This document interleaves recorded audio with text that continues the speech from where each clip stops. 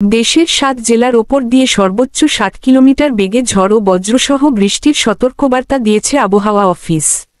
মঙ্গলবার ২৯ জুলাই সন্ধ্যা ৬টা পর্যন্ত দেশের অভ্যন্তরীণ নদীবন্দরগুলোর জন্য দেয়া এক সতর্কবার্তায় এ তথ্য জানানো হয়।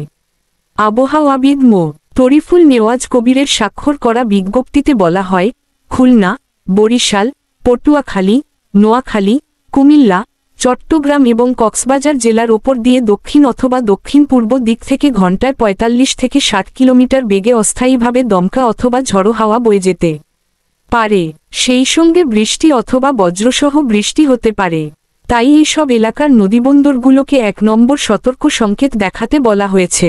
এদিকে আবহাওয়া অফিসের অপর এক বিজ্ঞপ্তিতে বলা হয়, আগামীকাল বুধবার ৩০ জুলাই সকাল পর্যন্ত দেশের সব বিভাগে অস্থায়ীভাবে দমকা হাওয়াসহ হালকা থেকে মাঝারি ধরনের বৃষ্টি অথবা বজ্রসহ বৃষ্টি হতে পারে। সেই সঙ্গে খুলনা, বরিশাল, চট্টগ্রাম ও সিলেট বিভাগের কোথাও কোথাও মাঝারি ধরনের ভারী থেকে অতি ভারী বর্ষণ হতে পারে। দেশের বিভিন্ন স্থানে বজ্রসহ বৃষ্টি ও ভারী বর্ষণের এ প্রবণতা আগামী কয়েক দিন অব্যাহত থাকতে পারে বলে ধারণা আবহাওয়া অফিসের।